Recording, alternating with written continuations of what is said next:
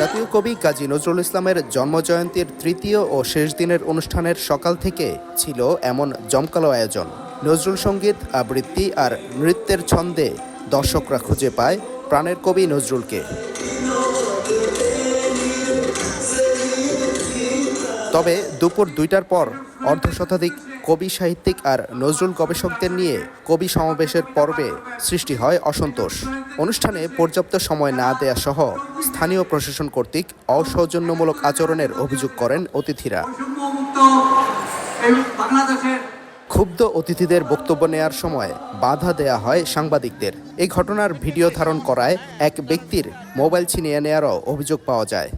মাত্র ৪৫ মিনিট সময় দিছে, কবিরা কবিতা পাঠ করতে পারে না, সব কবিরা। আমরা অনেকগুলা গান থেকে বঞ্চিত হয়ে আজকে আমরা ফিরে যাচ্ছি ময়মনসিংহে। অনেকক্ষণ যাবত এখানে অপেক্ষা করে সামান্যতম আমাদেরকে কোনো সম্মানিত করা হয় নাই, আমাদেরকে কোনো সুযোগ দেওয়া হয় নাই।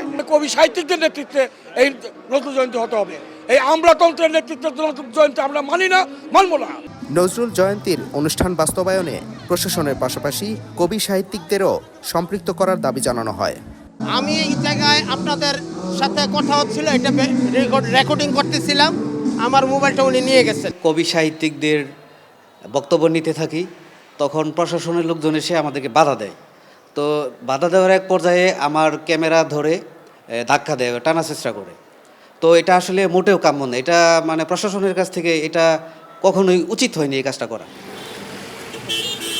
Sadiqur Rahman, star news, Mymensingh.